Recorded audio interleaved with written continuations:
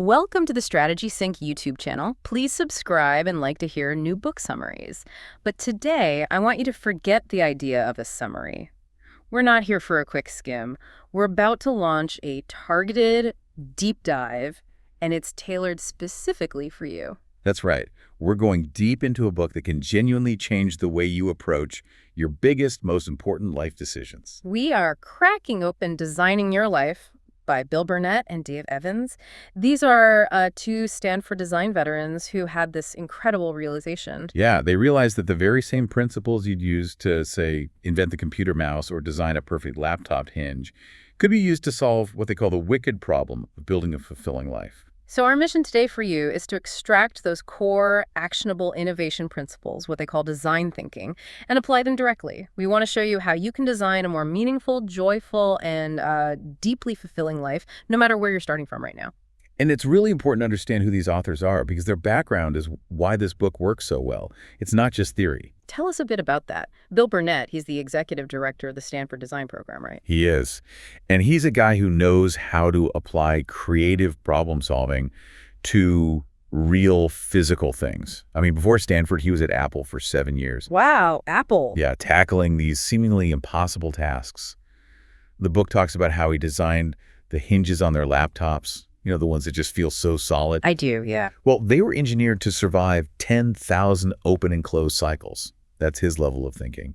He even designed Star Wars action figures for Hasbro at one point. No way. He really knows how to bridge that gap between an idea and a thing you can actually hold and use. And his partner, Dave Evans, he brings a different but a really complementary skill set to the table. Totally.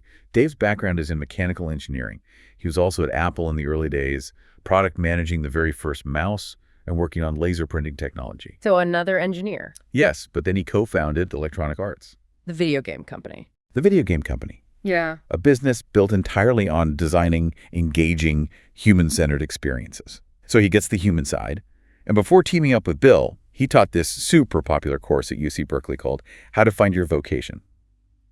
So they combine forces? They combine forces and turn that into one of the most popular elective classes at Stanford. So when they talk about design, they're not just throwing around buzzwords. They are veterans of this stuff. So it's not vague self-help. It's more like an engineering methodology for life. That's a perfect way to put it. Oh. An engineering methodology for human flourishing. But, you know, before you can start building, you have to clear the construction site. Right. And their first step is to confront what they call dysfunctional beliefs. These are the deeply ingrained myths that stop people from even realizing they can design their own lives. Okay, let's get into those. What's the first one they identify? Because I feel like this one traps so many people, especially when they're young. It really does. The first one is, your degree determines your career. The idea that whatever you chose to major in when you were, 18 or 19? Yeah, barely an adult. That decision somehow fixes your entire professional destiny. It creates so much anxiety. I can see that. So what's their example for this? They talk about a student named Ellen. She chose geology purely because, you know, she liked rocks and fossils. Seemed interesting. I mean, that's a perfectly good reason at 18. Right. So she gets the degree, does everything she's supposed to do, but then she faces the reality of the job. The grueling field work, the complex mapping, the endless regulatory reports, and she was just miserable. Oh. Yeah, she felt like a total failure. She was convinced she'd wasted 4 years of her life, and now she was stuck in this career she hated, all because she had the diploma. I think that fear is so universal. You put so much time and money into a major, and you feel like if you pivot, the whole thing was a waste. Exactly. But this is where their data is so liberating for you, the listener. You have to hear this. In the United States, only 27% of college graduates end up in a career that's directly related to their major. Wait, only 27%? Just over 1 in 4, which means almost 3/4 of people are doing something else entirely. That's a staggering number. It shatters the whole belief system.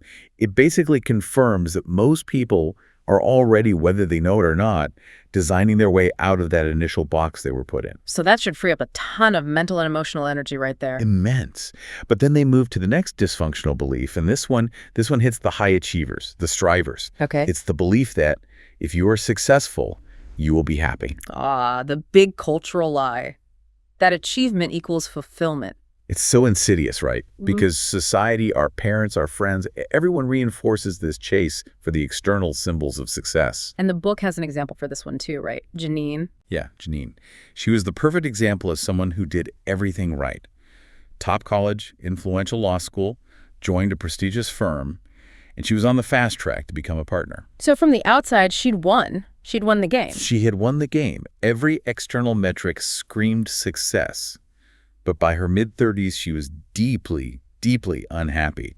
Her life looked perfect on paper, but inside, she was a wreck. And the data backs this up too. Massively. They cite that 68% of workers in the U.S. say they're unhappy with their jobs.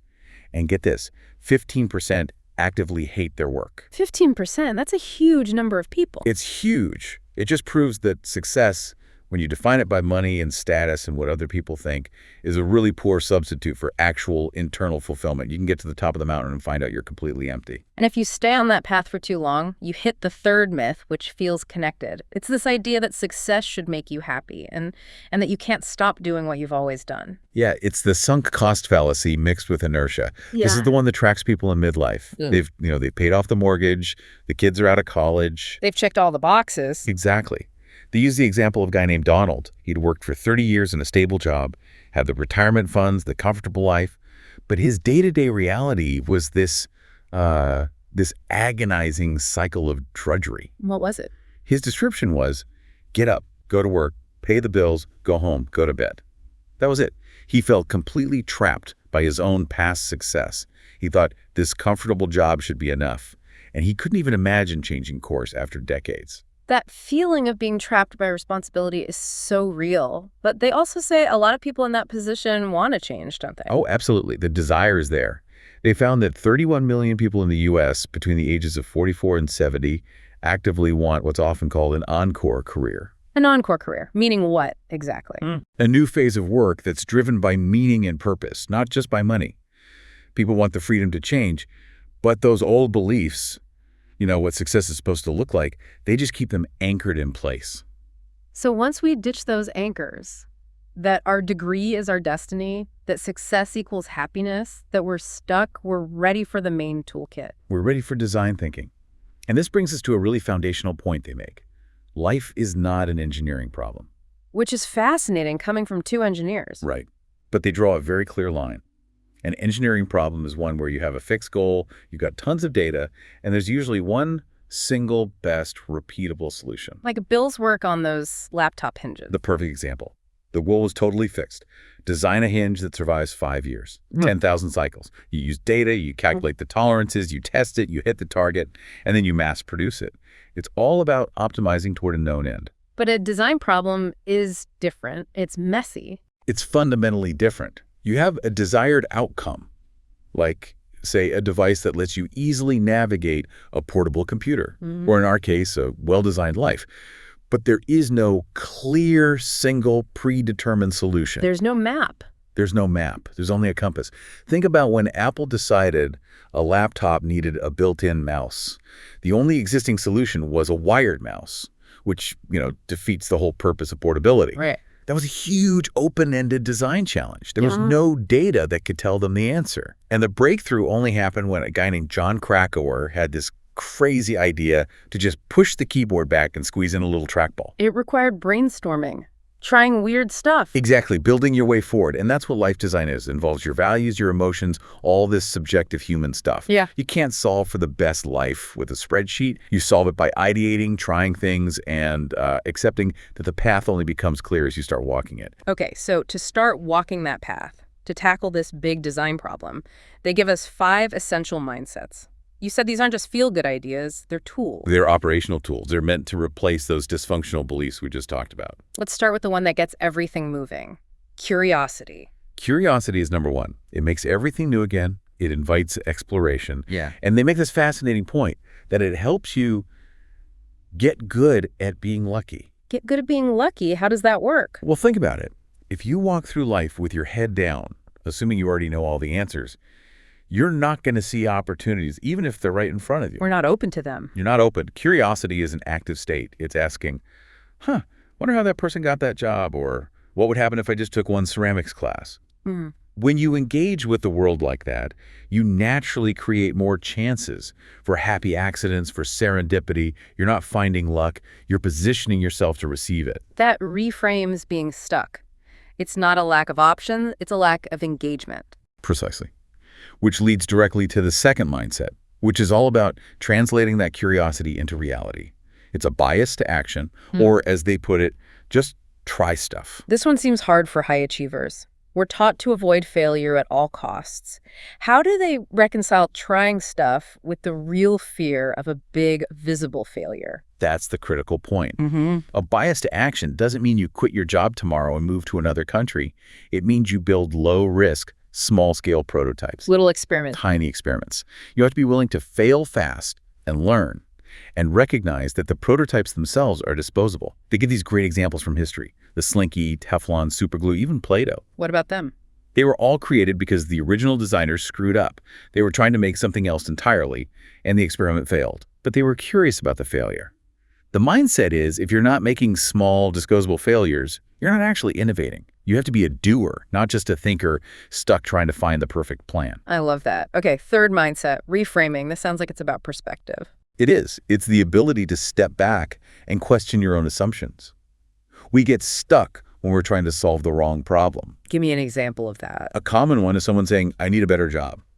That's a really weak frame. It's not actionable. A reframe might be, how can I increase the number of activities in my week that get me into a state of flow? Okay.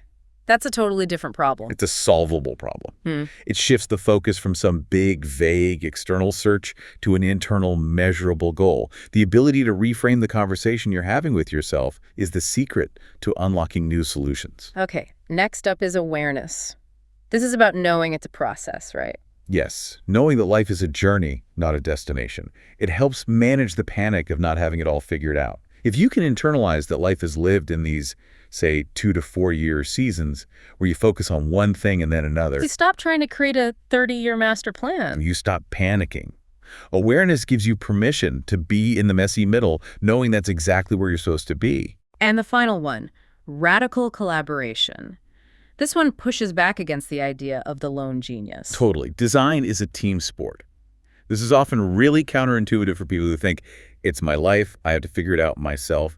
But the best ideas, the clearest insights, they almost always come from outside your own head. So you have to ask for help. You have to reach out. Radical collaboration means asking genuine questions, accepting that the world is your co-creator.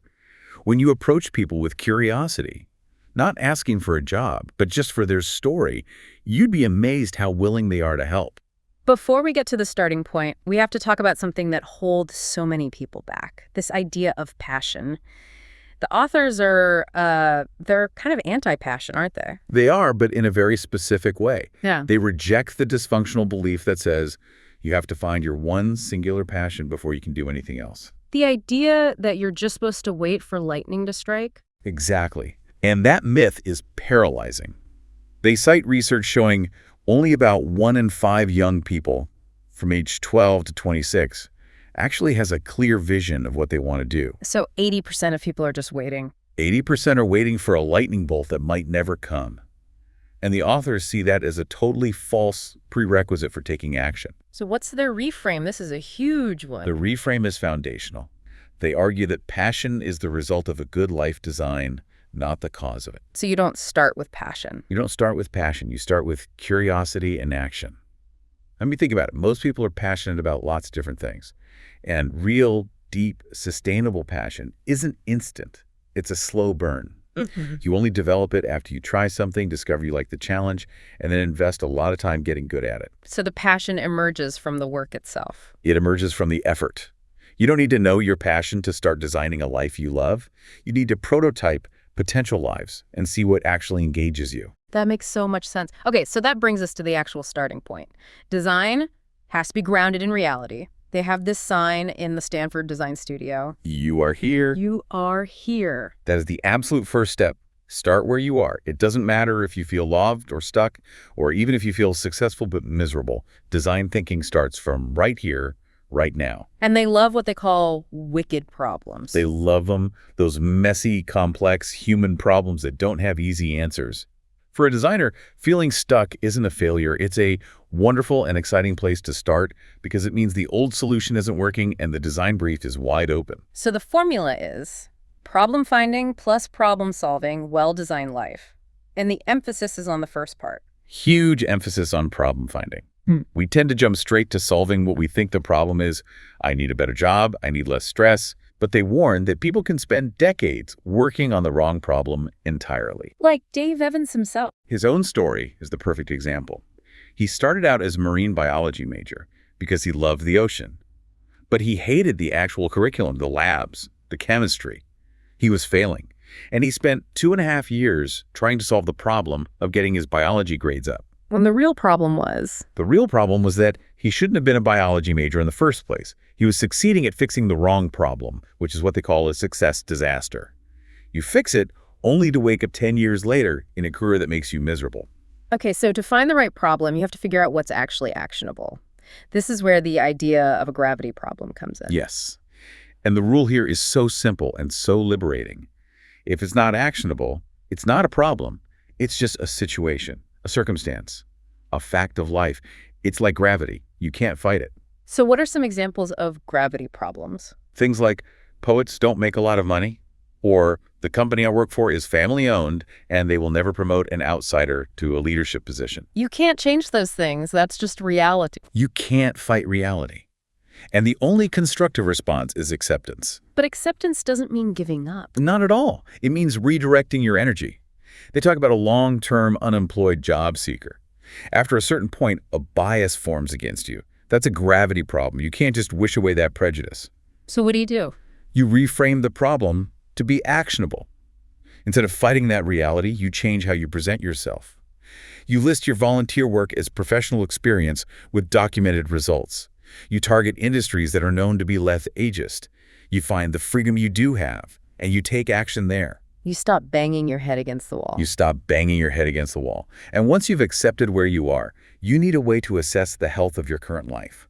For that, they give you the Health Work Play Love dashboard, the HWPL dashboard. The HWPL dashboard. Okay, so it's like the gauges in a car. That's the analogy. You need to know if you're running on empty in one area or if your engine is overheating somewhere else. It breaks life down into 4 distinct but connected areas. Let's go through them. First is health, and they define this pretty broadly. Very broadly. It's wellness in mind, body, and spirit. So emotional health, physical health, mental stimulation, and also some kind of spiritual practice. And spiritual practice doesn't have to mean religion. Not at all. They define it as any regular practice that connects you to something bigger than yourself. It could be meditation, being in nature, creative expression, community service.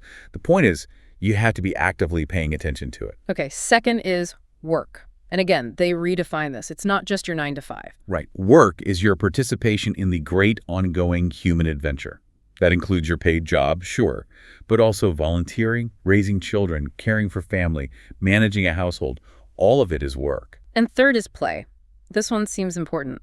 It's activity that brings joy just in the doing. Yes, and it's not about winning or achieving something. Competitive sports or goal-oriented hobbies are often work disguised as play. True play is, what you see when kids are just messing around with finger paints. They're totally absorbed in the activity, not the result. The authors say, without play, life just becomes a grind. And finally, love. This is community, connection. Affection, relationships, family, friends, partners. It's the whole relational context of your life. And the goal of this dashboard isn't to get a perfect score in each area. It's not about balance. What is it about then? It's about getting a subjective personal sense of either I have enough here or something is missing here and it needs my design attention. So it's a personal assessment. I like the example of Fred, the entrepreneur. Yeah, Fred was deep in his startup, working crazy hours.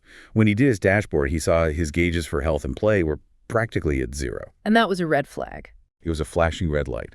The lack of health, the stress, it was unsustainable. So he made small, actionable changes. He hired a trainer. He started listening to audiobooks on his commute to get some mental stimulation. And those little design tweaks actually increased his job satisfaction because he wasn't running on fumes anymore. And what about Debbie, the stay-at-home mom? Her story is great. She was a product manager who left her job to raise her kids, and she felt like she'd lost her work identity, like her work gauge was empty. But by reframing it. By properly valuing all the work she was doing, running the household, raising her children, she realized she was working more now than before, but in a way that was actually deeply coherent and satisfying for her. The dashboard gave her the data she needed to see her life clearly. Okay, so that's the you are here moment. You've Okay. assessed your dashboard. The next step is building your compass. Right. Your compass gives you your direction, and it has two parts, a work view and a life view. A work view. That's your philosophy of work. Exactly. What is work for? Why do you do it? What makes work good? Is it about money, service, growth? You have to articulate this for yourself. Otherwise, other people, your boss, your parents, will define it for you. And there's research that shows that having that why is incredibly important for satisfaction. Huge. People who can make a conscious connection between their daily tasks and something bigger that they find meaningful are way more resilient and satisfied. A paycheck is never enough. And the other half of the compass is the life view. This is your broader philosophy. What gives life meaning? What's your relationship to other people? What do you value more, experience or achievement? It's not a final exam. It's just a snapshot of what you believe right now. And the goal in defining these is coherency. Coherency. That's the magic word. Yeah. It's living in alignment where you can connect the dots between who you are, what you believe, and what you are doing. And that's where the insights happen, right? When you see where your work view and life view align or where they clash. That's the deep dive. And it's not about being perfect. For instance, your life view might prioritize providing security for your kids. So you might consciously choose a higher paying job that's maybe less exciting, a compromise on your work view in order to align with that core life view value. And if you make that choice consciously, it's not a failure, it's a coherent decision. Precisely. It's an integrated decision, not a desperate compromise. The compass gives you your true north. And like a sailor, you don't always go in a straight line. You attack with the winds, you deal with the currents, but you always know which way is north. You can always orient yourself back. The reframe here is a big one. I won't always know where I'm going, but I can always know if I'm going in the right direction. That's it. So if you have your direction but not a map, you need a way to find your way. And that method is wayfinding. Like Lewis and Clark. They knew they were headed to the Pacific, but they had to map the route as they went. The perfect analogy. And in life design, the first clues for wayfinding are engagement and energy. Okay, so you have to start tracking those things. Let's go back to Michael, the civil engineer. He was successful, but miserable. Yeah, and his first thought was a radical pivot, quit engineering, go to business school. But the design process told him to pause and just wayfind for a bit. So he kept a log. A simple log. For a few weeks, he just noted when he felt engaged, excited, focused, losing track of time, and when he felt disengaged, bored, restless, watching the clock. And what did he find? He realized the problem wasn't civil engineering itself. He absolutely loved the really complex, difficult, technical problems. That's where he got totally engaged. His misery came from all the other stuff. The support activities. He hated the admin tasks, the difficult personalities in meetings, writing endless proposals. The log allowed him to separate the life-giving work from the soul-draining bureaucracy. And that led to a totally different solution, not business school. A brilliant life design solution. He entered a PhD program. He specialized so deeply that he became technically indispensable. And now his job is almost entirely focused on those intricate problems he loves. He actually goes home with more energy than when he started the day. He just followed the energy trail. And the peak of that engagement, the ultimate goal of this tracking, is what they call the flow state. Right, flow. This is from the work of Mihaly Csikszentmihalyi. Flow is when you're so absorbed in an activity that time just seems to stand still. And that happens when the challenge perfectly matches your skill level. The sweet spot. It's not so hard that you're anxious and not so easy that you're bored. People in flow describe this feeling of complete involvement, inner clarity, and this sense of calm control. It's like play for grown-ups. And finding work that puts you in that state is a key to a satisfying career. A huge key. Because it means you're joyful in the doing, not just focused on the outcome. You're not just doing it for the paycheck. The activity itself is the reward. But you mentioned tracking energy, too, and engagement isn't always positive energy. That is a very subtle but critical distinction. Michael's engagement was positive. It gave him energy. But Dave Evans tells a story about a colleague who found arguing to be highly engaging. It made him think fast, use his skills.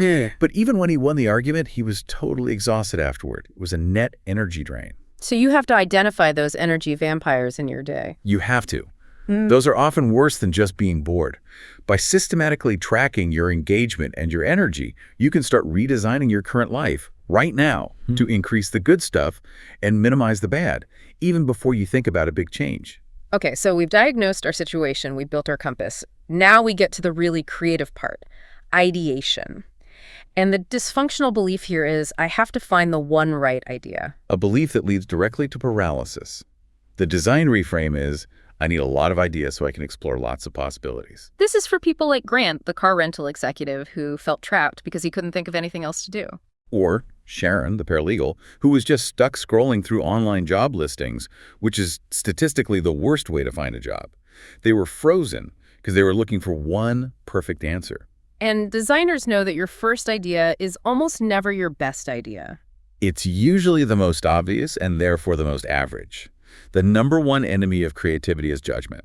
So when you ideate, you have to intentionally defer judgment and just generate a huge quantity of ideas. They call this flaring. You go wide. You get into wild idea space. And a great technique for that is mind mapping. It's a fantastic tool because it's visual and it forces you to use free association. It helps you bypass that inner critic that's always telling you why something won't work. So what's the process? It's 3 simple steps. First, pick a topic, something that generated engagement or energy for you. Second, you create the map. You write related words branching out, and then more words branching out from those. You have to do it fast, like in 3 to 5 minutes, so your analytical brain can't keep up. Let's use Grant's example. He started with being outdoors. Right. And his first branches were the obvious things: travel, hiking, surfing. But then the outer associations, the surprising ones, were things like explorers, tropical beaches, pirates, bicycle racing. Pirates! Pirates. And that brings you to step 3, mashing it up. You take random words from the outermost edges of your map and you combine them into new concepts. So Grant combined explorers and kids and exotic locations. And he generated ideas like running an explorer camp for kids or being a bike tour guide in some exotic place. They weren't perfect job descriptions, but they were springboards. He was no longer stuck. Innovation had happened. Speaking of being stuck, let's talk about the anchor problem. This is different from a gravity problem. Very different. A gravity problem is unactionable. An anchor problem is actionable, but you're stuck because you're irretrievably wedded to one single failed solution. Like Dave's garage. A perfect, emotionally resonant example. He moved to a new house with a smaller garage, and for years it was a cluttered mess because he was anchored to the one solution he had in his old house. A perfect cars plus workshop layout. Which was physically impossible in the new space. Impossible. So he stayed stuck. The reframe was to let go of that anchor, to accept a smaller, doable goal. Maybe just a workbench. Maybe renting a small storage unit. Anything that breaks that old failed image frees you up to act. The same thing happened with Melanie the professor. Yes. She wanted to make an impact with social innovation at her college, but she was anchored to one solution: raising $15 million for a new institute. Which she couldn't do. The college wouldn't let her approach the right donors, so she was stuck for 2 years feeling like a failure. She had to reframe the problem. The real problem wasn't how to fund an institute. It was, how can social innovation be part of our college? And once she did that, She was free to prototype small, doable ideas, a theme dorm, a new curriculum, and she succeeded in making a huge impact, completely without the institute. The failure was in the solution, not the goal. okay, so you've broken through your anchors, you've generated tons of ideas, now you need to shape them into possible futures. This is where the Odyssey plan comes in. Yes, and this directly attacks the belief that you need to figure out your single best possible life and then just execute it. The design reframe is that there are multiple great lives inside you. Multiple great lives, and you get to choose which one to build your way forward to next. And they insist you create 3 different plans. Research shows that generating ideas in parallel leads to way more innovation than just refining one idea over and over. And these are 5-year plans? 5 years is a good chunk of time, long enough for real change, but not so long that it feels abstract and overwhelming. And the 3 plans have to be really different. What are the 3 types? Life 1. That thing you do. This is the logical extension of your current life. The promotion, the expansion, the safe bet. Life 2. That thing you'd do if Life 1 vanished. This is your backup plan. What if your whole industry disappeared tomorrow? This forces you to look at skills and interests you're not currently using. And Life 3. The exotic alternative. The wild card. What would you do if money and what people thought of you were no object at all? They tell the story of an MBA student who was told to imagine being a goat farmer. It sounds silly, but if that image connects to a deep need for autonomy or working with your hands, it reveals incredibly valuable data about yourself. And each of these plans needs to be fleshed out to make them real. A visual timeline. A 6-word headline to capture the essence. The key questions the plan is designed to test. And, crucially, a dashboard with 4 metrics: resources, likability, confidence, and coherence. This lets you compare these very different options in a somewhat objective way against what you know is true for you. Okay, so you have your 3 Odyssey plans. Now it's time to move from just thinking to actually doing. It's time for prototyping. Right, and the dysfunctional belief here is, if I just do enough research, I'll be fine. The reframe is, I need to build prototypes to explore my questions. Prototyping is about asking questions and then doing stuff to find the answers. Building your way forward, not thinking your way forward. It's about turning your assumptions into facts through small, low-risk experiments. Clara, the sales executive, is a perfect example of this. She knew she was done with sales, but she didn't know what was next. So instead of just quitting, she prototyped. She took a mediation course. She got a temporary part-time job in juvenile justice mediation. She joined the board of the Women's Foundation of California. So a series of small experiments. Exactly. And through those, she learned a few key things. She liked mediation, but not in a juvenile justice context. And her work with the foundation exposed her to the issue of homelessness, which really resonated with her life view. And that led to her encore career. It did. She found her new path, step by step. Through connected, manageable experiments, she designed a way forward. But there's a big warning here. You have to prototype the experience, not just the concept, the story of Elise. Oh, Elise. She prototyped her cafe concept perfectly. Everyone loved the food, the brand, the idea.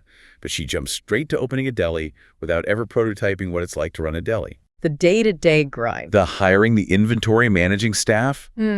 She learned way too late that she was a great concept designer, but a terrible deli manager, and she hated it. She should have bussed tables for a week or catered a few events. She needed to test drive the car before she bought it.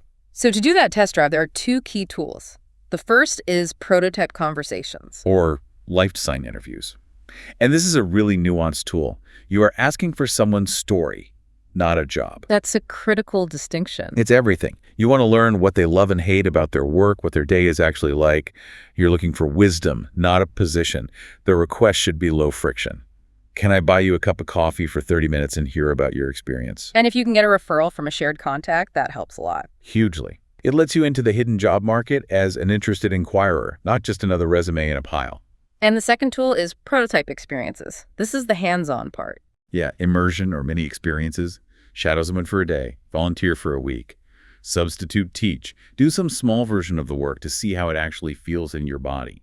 That's the data that no amount of online research can ever give you. And if you're stuck generating these prototype ideas, they recommend a structured group brainstorm. Yes, with 4 key steps.